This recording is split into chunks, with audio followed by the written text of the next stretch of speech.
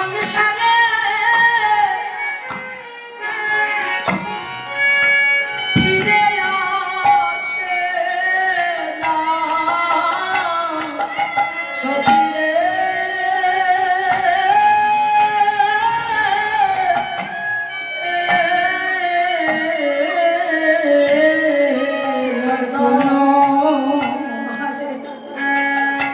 কোনদিন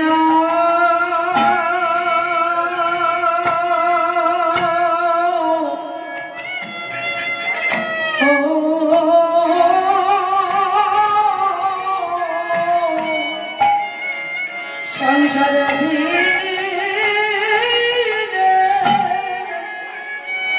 ফিরে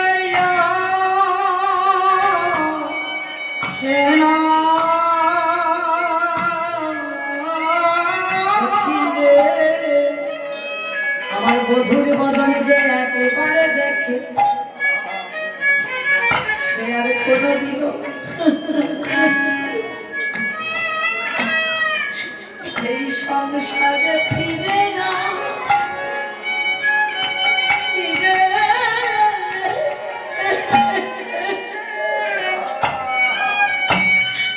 ফিরে আসে না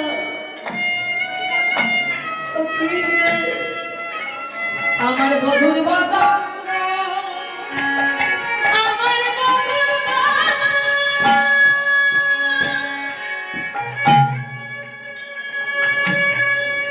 ওই বদন ওই বদন যে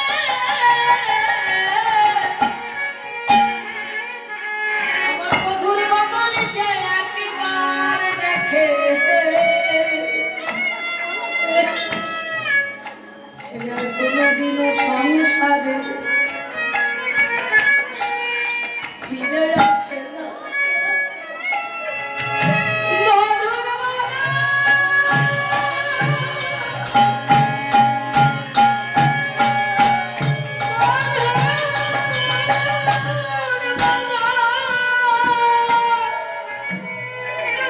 মধুর বদন জয়া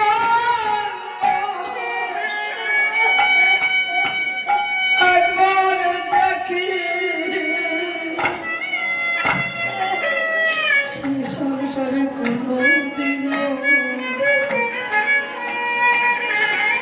ফিরে আসে না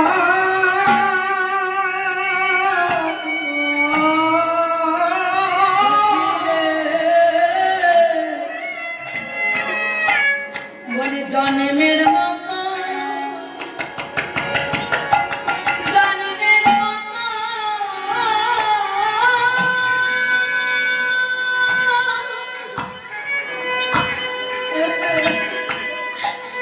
ওই পায়ে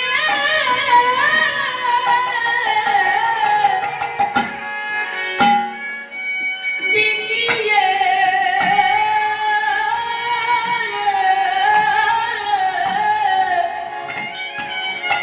বিকিয়ে যায় রে।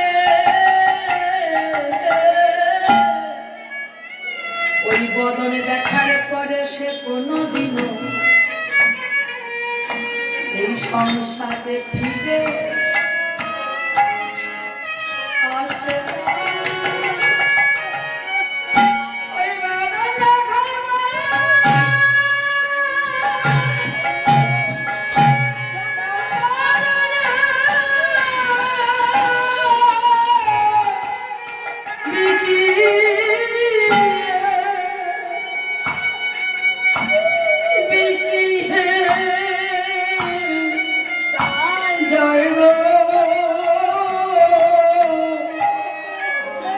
সংসারে আর কোনদিনও ফিরে আসে না।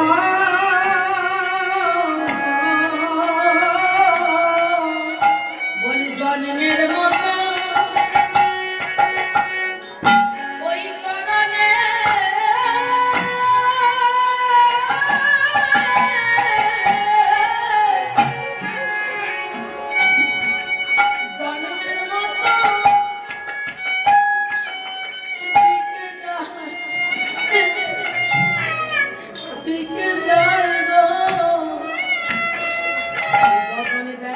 পরে সংসারে আর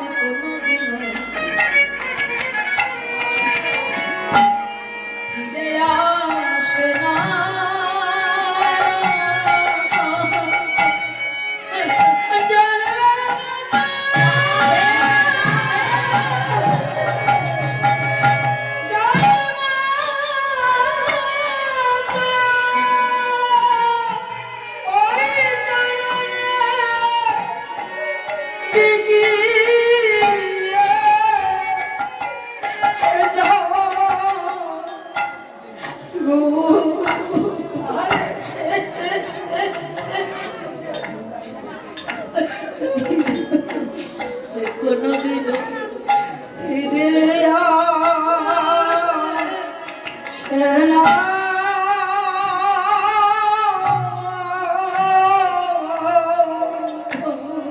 ওই চরণে তার জীবন যৌবন,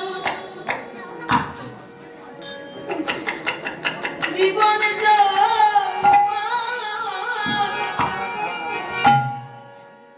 সবে সবে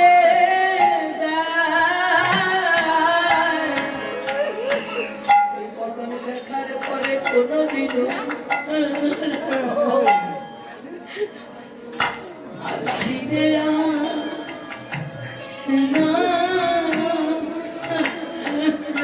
জীবন জীবন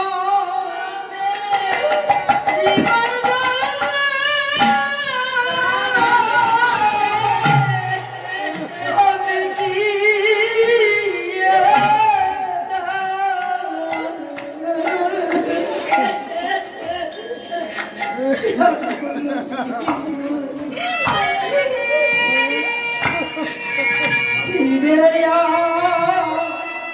ফিরে আসে না।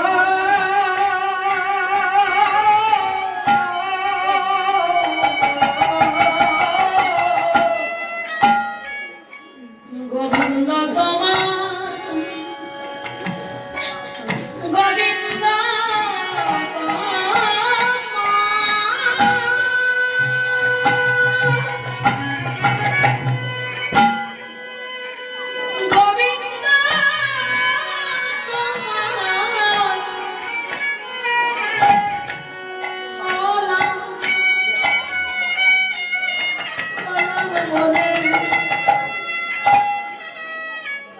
চরণে জন্মের মতো দিতে যায় গোবিন্দ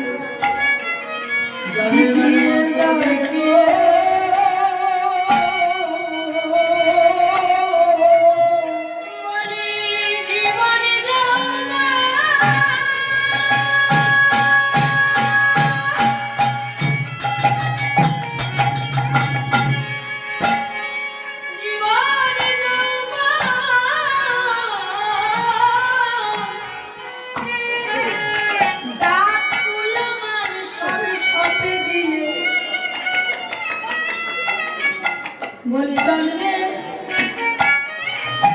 জন্মের মতো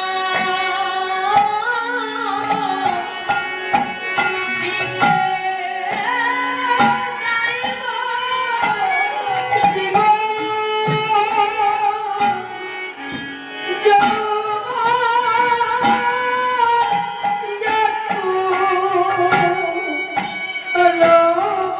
বলি জন্মে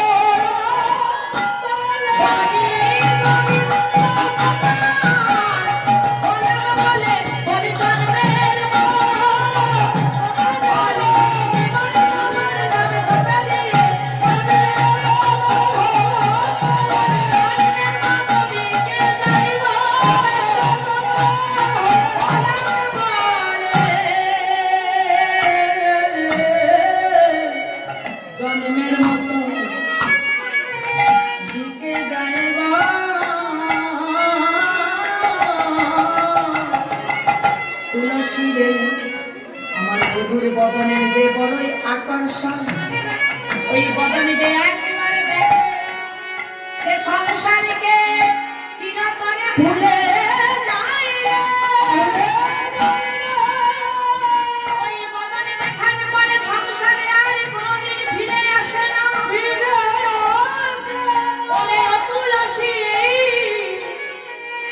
আমার বধুর কাছে যাবি, তবে একটি কথা, বধুর কাছে গিয়ে বধুর বদনে দেখার পরে প্রাণী জীবনে যৌবনে যদি ওই চরণে সপে দিস, বধুকে দেখার পরে যদি আর আমার কাছে ফিরে না আসিস, ফিরে না আসিস, বল বল বধুকে পেয়ে যদি আমাকে ভুলে যাস রে তুলসী রে, বল বল কৃষ্ণ কথা আমায় কে শোনাবে, কৃষ্ণ কথা তুলসী রে, কৃষ্ণ কথায় আমায় কে শোনাবে, কৃষ্ণ কথায় আমায় শোনাবে। বধুকে পেয়ে যদি আমায় ভুলে যাস, বল বল কৃষ্ণ কথায় আমায় কে শোনাবে, বধুকে পেয়ে যদি আমায় ভুলে যাস, কৃষ্ণ কথায় আমায় শোনাবে।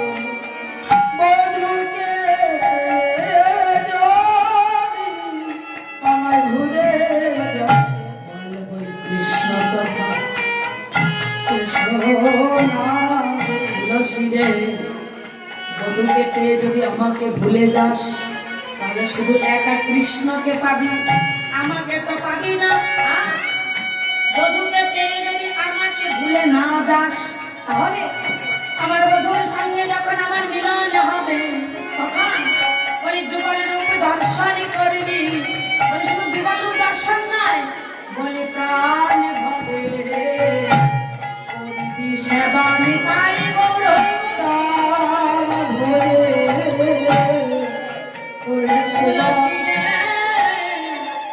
নেহারিয়ে ওই যুগল শোভা প্রাণ ভরে করবি সেবা, নেহারিয়ে যুগল শোভা প্রাণ ভরে করবি সেবা, নেহারিয়ে যুগল শোভা প্রাণ ভরে। তুলসী যা, আমার বধুর কাছে যা, কিন্তু বধুর বদলে কি আকর্ষণ, ওই বদলে দেখার পরে সে জগৎকেই ভুলে যায়, কিন্তু বধুকে পেয়ে আমাকে ভুলে যাস। এই নে ফুলের মালা, তাম্বুলের মালা, কর্পূর চন্দন দিলাম, কিন্তু একটা কথা, আমার বধুর অঙ্গ বড়ই কোমল, খুব যত্ন করে তাকে সেবা দিই। তুলসী ফুলের মালা কানফুলের ডালা নিয়ে যখন যাত্রা উদ্যত হয়েছে, রাধারী পেছন থেকে আবার ডাকছেন, তুলসী একটা দাঁড়া, তোকে দেখে আমার বড্ড ভয় হচ্ছে। কেন ভয় হচ্ছে জানিস? তুইও নারী জাতি, আমিও নারী জাতি। তুলসী রে, একটি কথা, আমার বধূ যখন বনে থাকে, তিনি সত্যরসে সখাদের সঙ্গে থাকে। আমি যে কথা তুমি বলছি, এই কথা আমি ছাড়া কেউ জানে না। তুলসী, আমার বধূ যখন বনে থাকেন, সখাদেরকে নিয়ে সত্যরসে থাকেন। বধূ যখন সখাদের সঙ্গে থাকেন, দাদারাও সঙ্গে থাকে, সখাগণ যদি কাছে থাকে, তাহলে আমার কথা কিন্তু বলবো না। কেন জানিস? তখন বধূ সত্যরসে থাকে, আর সত্যরসের মধ্যে যদি আমার বধূর রসের কথা বলিস, এতে রসের ব্যাঘাত হবে, বধূর কষ্ট হবে। আগে আমার দাদারাও যদি কাছে থাকে, আর সখাগণ যদি কাছে থাকে, তাহলে আমার কথা কিন্তু বলবি। তখন যদি সত্যরসে থাকেন, তো সত্যরসের মধ্যে আমার বধূর রসের কথা বলবি। কখন বলবি? বলে বলে সময় বুঝিয়া সরস হইয়া মিলিবি না ভবতান তুলসী রে সময় বুঝিয়া মিলিবি সরস হইয়া মিলিবি না ভবতান তুলসী রে বধূ যখন থাকিবে একা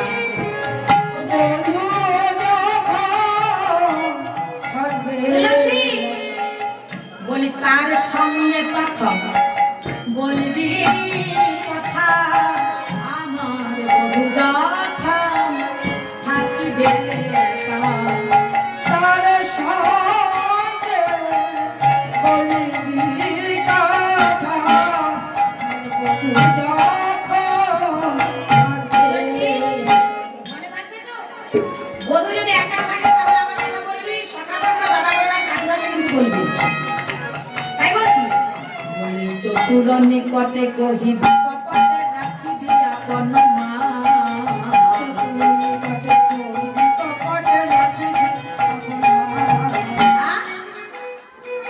কি বলছিস রাধারানীকে তুলসী বলে রাই কি বলছিস তুই কি বলছিস জানিস ও তুলসী চতুর নিকটে কহিবি কপটে রাখিবি আপন মা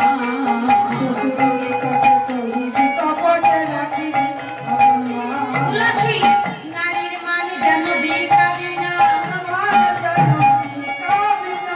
নারীর মান যেন বিকাবি না কেন না? তুইও নারী আমিও নারী নারীর মান যেন বিকাবি না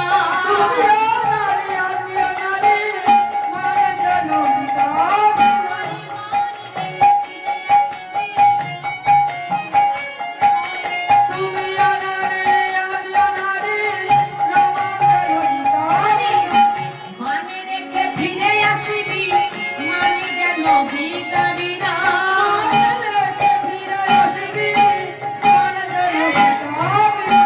তুলসী বলছে নাই মান করতে বলছিস আর কি মনে নাই একবার মান করে কত কেঁদেছি আমাকে বলছি বন্ধুর সঙ্গে মান করতে আর মনে নেই তুই যে মানে মাধব হারাইছিলি বলি মানে মাধব হারাইছিলে কেঁদেছিলে বৃন্দাবনে বনে মানে মাধব হারাইছিলে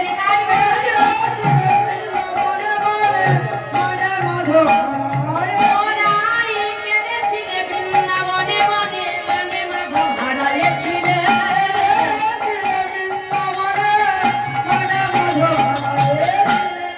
আমাকে মান করতে বলছি একবার মান করে কত কেঁদেছি আর মান করতে বলছিস বলছে না না তুলসী মান করতে বলছি না বলছি কি জানিস আগে যেন বলিস না কথা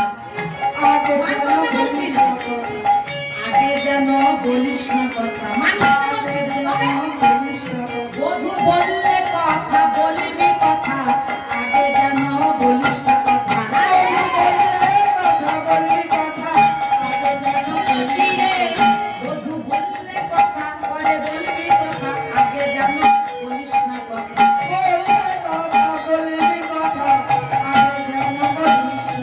তুলসী বলে ঠিক আছে বধূ যদি আগে কথা বলে তাহলে বলবো না বলবো তাহলে মনে থাকবে তো বলে হ্যাঁ তুলসী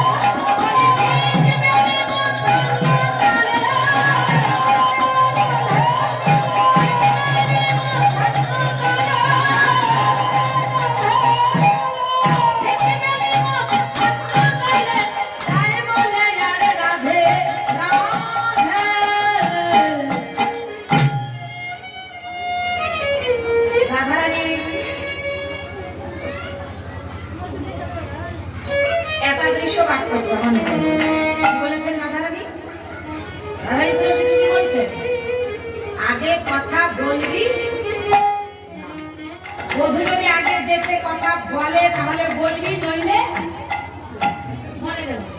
দেখিস নারীর মান সম্মান বলে একটা কথা, তুইও নারী আমিও নারী। নারীরা কি আগে যদি যেচে পুরুষের সঙ্গে কথা বলে এটা নারীর সম্মানের হানি হতে পারে। আগে যেচে বলবি, বধূ বললে বলবি, নাহলে বলবি। তুলসী চলেছেন, রাধানীকে আশ্বাস দিল। যখনই রাধা কুঞ্জে গিয়েছে, গোবিন্দ তো বস্ত্রকথা বলেছিলেন, গোবিন্দ বস্ত্রকথার হাতে বটুকে সঙ্গে নিয়ে। ঠিক মধ্যাহ্নকালে বটুকে, বটু হচ্ছে কে? মধুমঙ্গল। সান্দিপনি মুনির পুত্র নাম তার মধুমঙ্গল, সবাই বটু বটু বলে। মধুমঙ্গলকে নিয়ে, বটুকে নিয়ে রাধা কুঞ্জে উপনীত হয়েছে। একদিকে তুলসী ফুলের মালা, তাম্বুলের ডালা, কর্পূরাকে নিয়ে যখনই গোবিন্দের কাছে গিয়েছে, রাধা সরস্বতী, সরস্বতী মানে রাধা কুণ্ড, রাধা কুণ্ডে গিয়ে দেখছেন আমার গোবিন্দ হা রাধা বলে ধুলাই গড়াগড়ি যাচ্ছে। বলে শুধু কি ধুলাই গড়াগড়ি যাচ্ছে না, শুধু ধুলাই গড়াগড়ি যাচ্ছেন, আরো কি হয়েছে? সামনে বলে চূড়া একটাই, ছড়া একটা, চূড়া একটাই, ধরা একটা, মুখে বলে হারাই হারাই,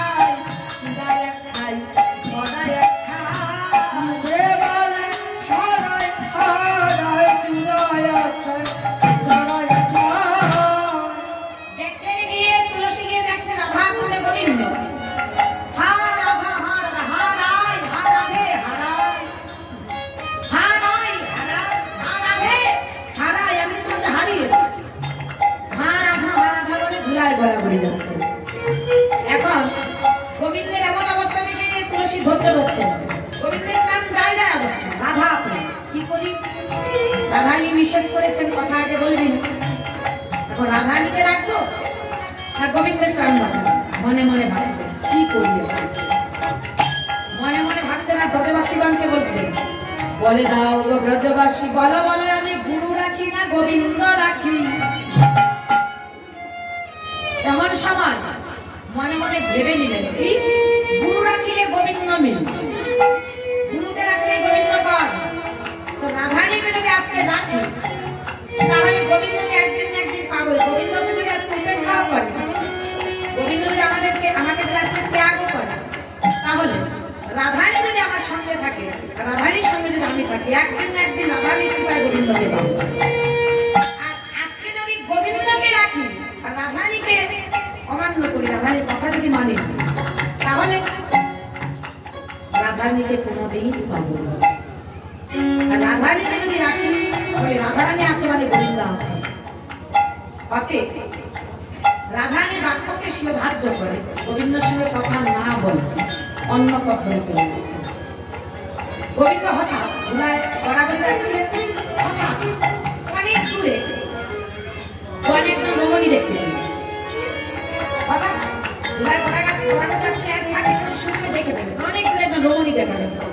গোবিন্দ মনে মনে ভাবছে এই দুপুরে বেলা তো বনে কোনো রমণী আসার কারণ নাই, দুপুরবেলা বনে শুধু আকালরাই থাকে, নারী জাতি তো বনে আসার কোনো কারণ নাই। নিশ্চয় আমার ভাইয়ের দেশের নারী হবে, আমার ভাইয়ের দেশের নারী হবে, গোবিন্দ ভাবিতেছে মনে মনে আমার ভাইয়ের দেশের নারী হবে, ভাবিতেছে মনে হবে। গোবিন্দ মনে মনে ভাবছে নিশ্চয়ই রাধারানী কোনো সুখী হবে, রাধারানী কোনো সুখী হবে। এই দুপুরবেলা পরে নারী জাতি দেখছি কেন, একটু এগিয়ে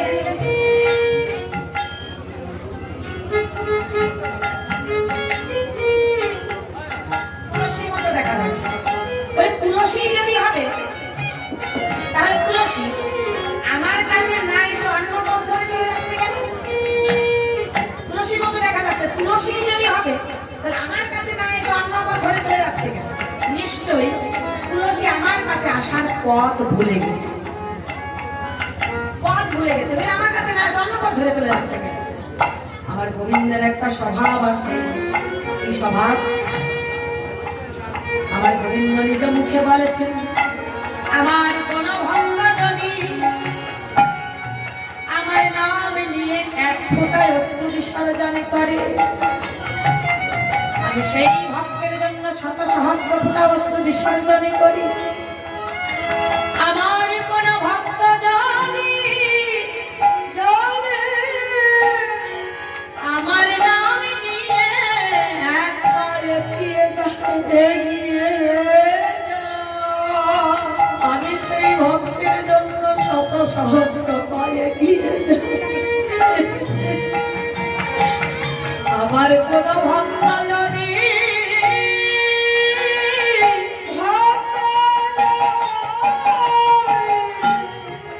আমার নাম নিয়ে হাঁটু চলে নামে, হাঁটু চলে নামে, আমি সেই ভক্তের জন্য সাগরেও ভেসে যাই, ভেসে যাই। যে ভক্ত আমার নাম করে, নাম করে, সেই ভক্তের নাম আমি যে ভক্ত আমাকে ছাড়া কিছু জানে না, জানে না, আমিও সেই ভক্তকে ছাড়া কিছু জানি না, জানে না। ভগবান নিজে বলছেন, যে ভক্ত আমাকে ছাড়া কিছু জানে না, আমিও সেই ভক্তকে ছাড়া কিছু জানি না। যে ভক্ত আমার নাম করে, সেই ভক্তের নাম আমি জপ করি। প্রমাণ, প্রমাণ আছে। এই দেখুন, একদিন দেবর্ষি নারদ, রাজা অম্বরীশের কথা আপনারা সবাই জানেন, ভাগবতে আছে।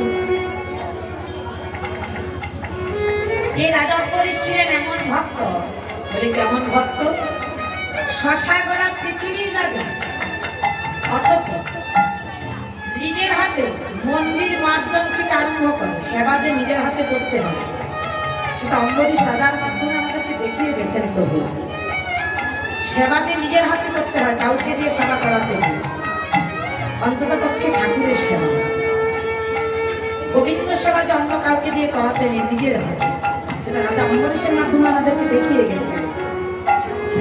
রাজা অম্বরীশ শশা করা পৃথিবীর রাজা, অথচ নিজের হাতে মন্দির মার্জন, ঝাড়ু ধরা, আমরা তো ঝাড়ু ধরতে লজ্জা করি, শশা করা পৃথিবীর রাজা নিজের হাতে ঝাড়ু দিয়ে মন্দির মার্জন করছেন।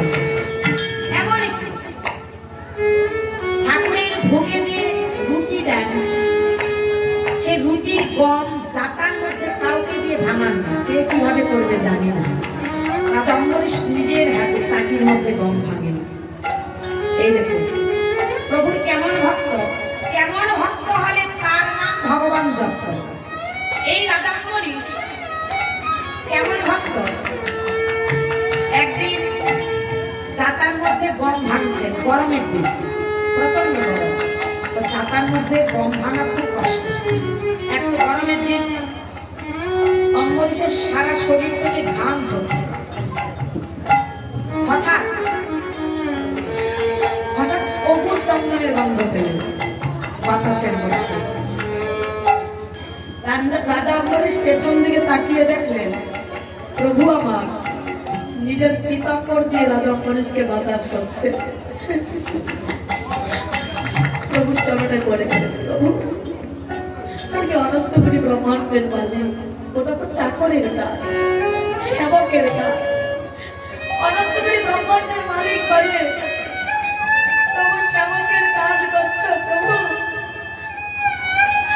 আমার অপরাধ ক্ষমা করো। প্রভু বলছেন, ওরে অম্বরীশ, শশা করা পৃথিবীর রাজা হয়ে যদি আমার জন্য ঝাড়ু ধরতে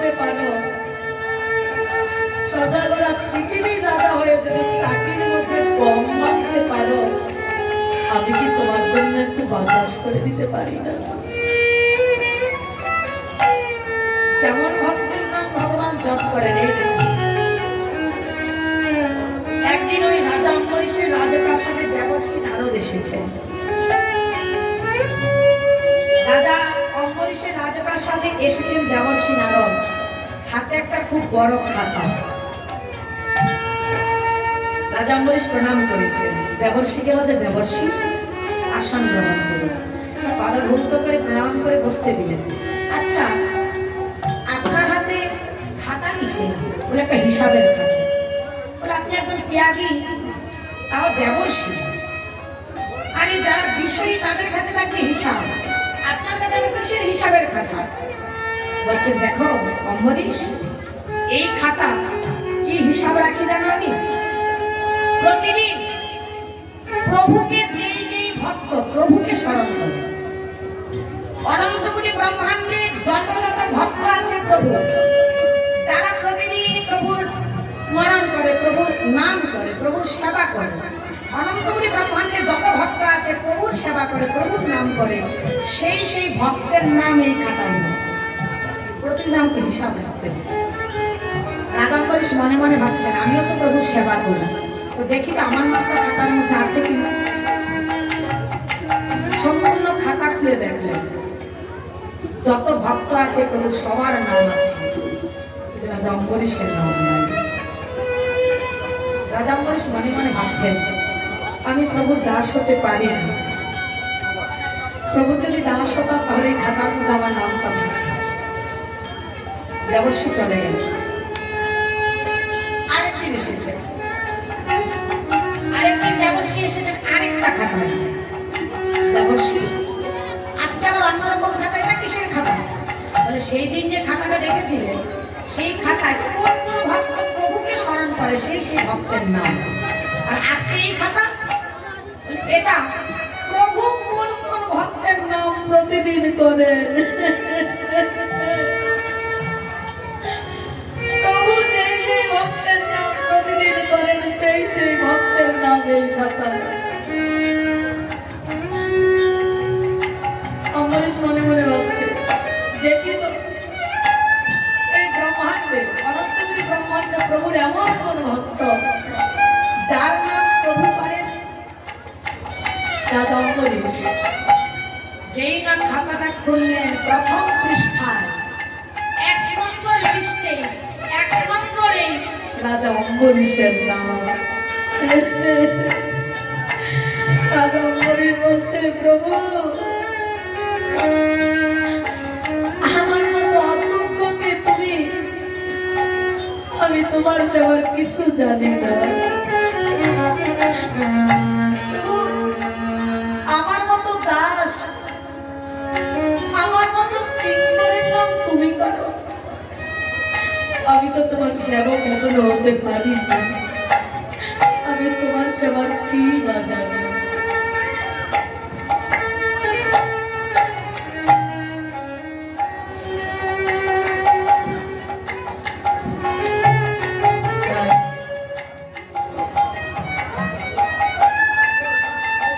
প্রভু আমার, ভগবান নিজে বলছে যে ভক্ত আমার নাম করে, কেমন ভক্ত? অম্বরীশের মতো, ধ্রুবের মতো, প্রহ্লাদের মতো, হনুমানের মতো ভক্ত যারা, বলে তাদের নাম ভগবান নিজে জপ করে।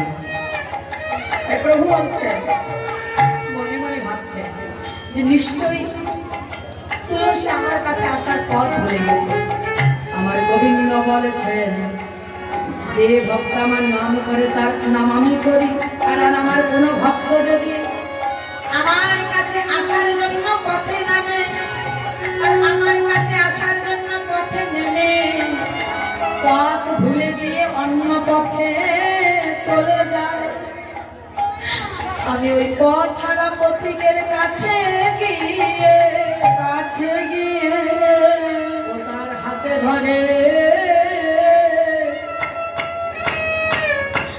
তার হাতে ধরে আমার কাছে নিয়ে আসি।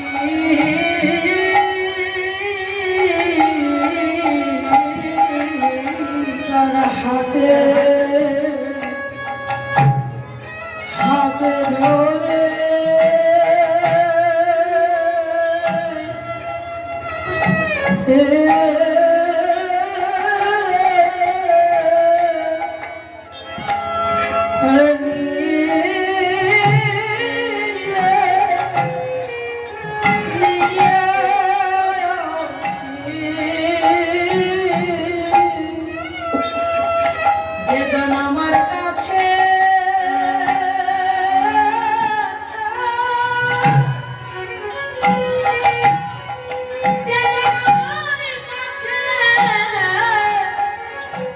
আমার কাছে আসতে চাইবো তার হাতে ধরে আমার কাছে নিয়ে আসি যেন আমার কাছে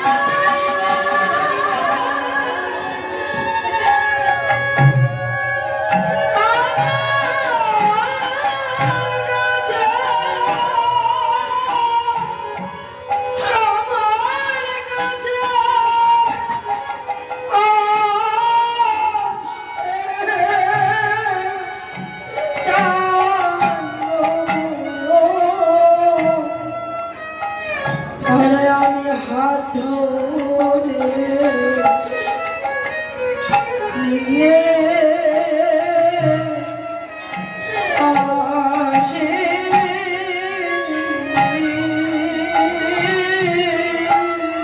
তাকে পথে ফেলে তাকে পথে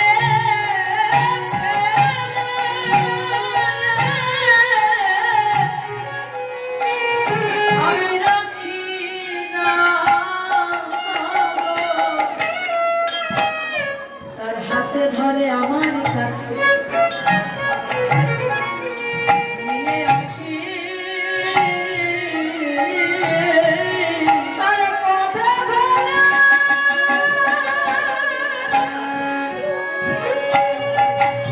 পথে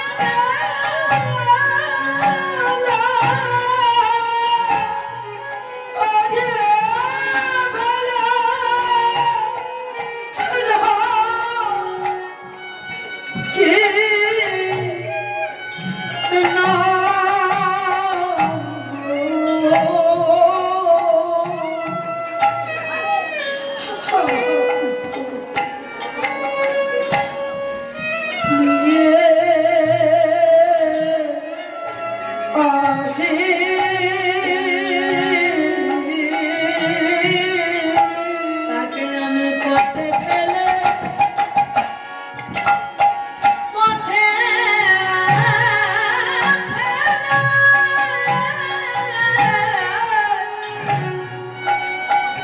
মাঝ পথে ফেলে রাখি না গো তাকে আমার কাছে নিয়ে আসি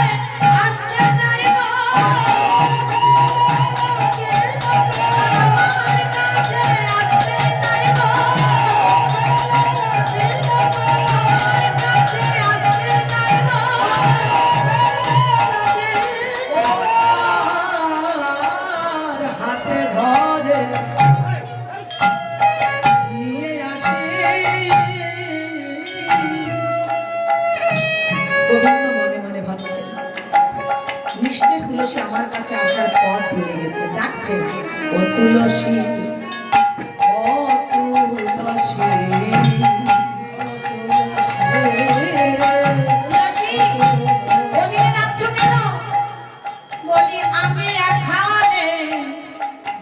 দাঁড়ায়ে আছি দেখো ও তুলসী ও তুলসী দেখো আমি এখানে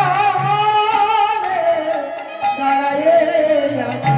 ও তুলসী, ও তুলসী। তুলসী মনে মনে বলছেন গোবিন্দ হে তুমি যতই দেখো বধূ যতই ডাকো ডেকে যদি তুমি সারাদিনও ডাকো আমি তোমার ডাকে সাড়া দেব না। কেন তুমি ডেকে দেখো কেমন লাগে তাই বলো।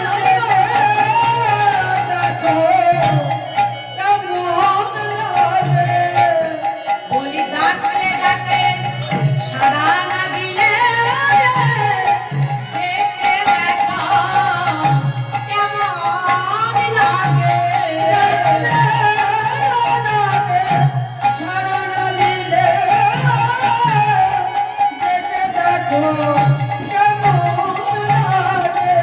তুলসী মনে মনে বলে ডেকে দেখো কেমন লাগে, ডাকলে ডাকে সাড়া না দিলে।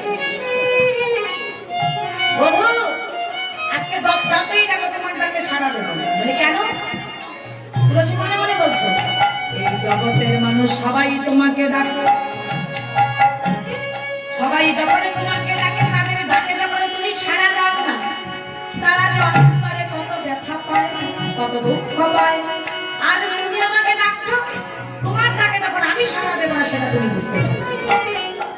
গোবিন্দ অন্তর্যামী তুলসীর মনের কথা বুঝতে পেরে বলছেন তুলসী এই জগতের মানুষ আমাকে ডাকে ঠিক কিন্তু আমায় অমনে করে কেউ ডাকে না নিতাই গৌর হরি বল।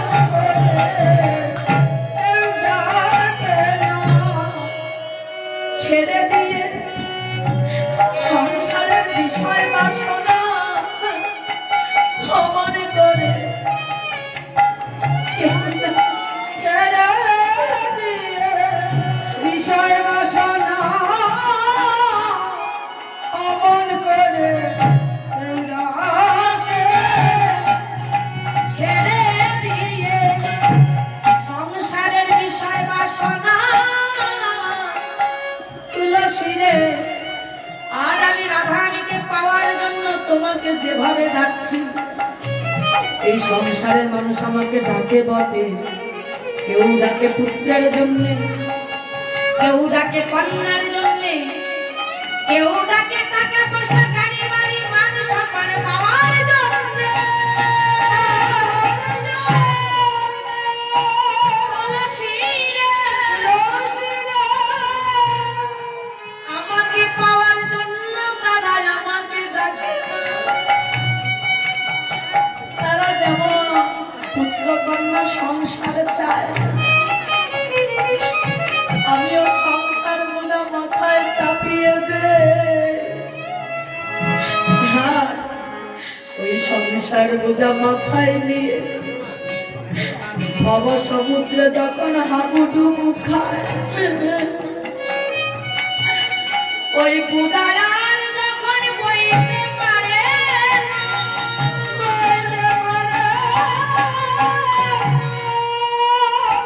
উদা যখন বইতে পারে না তখন বলে হে গোবিন্দ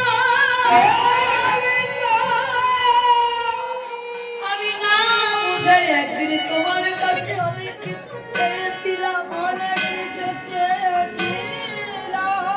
তোমার দেওয়া সংসার তুমি নিয়ে যাও, তুমি নিয়ে যাও। সংসারের আর কোনো কিছু আমি চাই না, আমি চাই না। শুধু তোমার ওই চরণে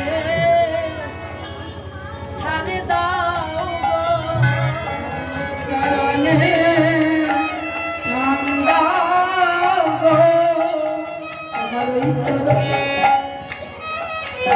স্থান দাও গো, ওই চরণে স্থান দাও গো।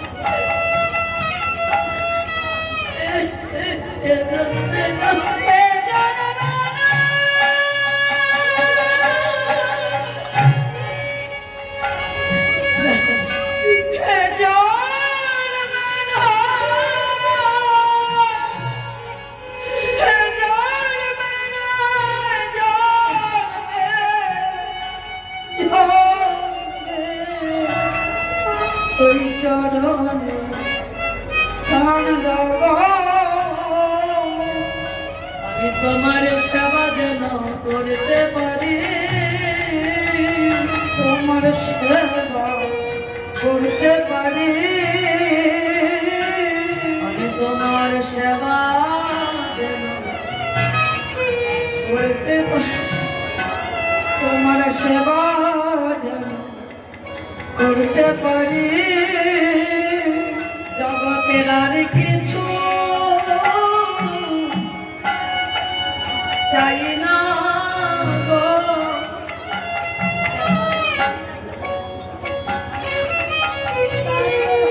আর কিছু ও চাই না আমি। তোমার সেবা যেন করতে পারি।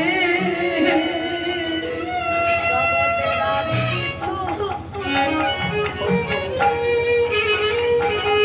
কিছু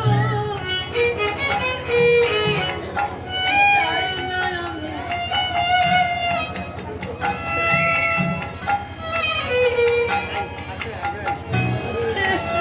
আর কিছু আর কিছু চাই না আমি। তোমার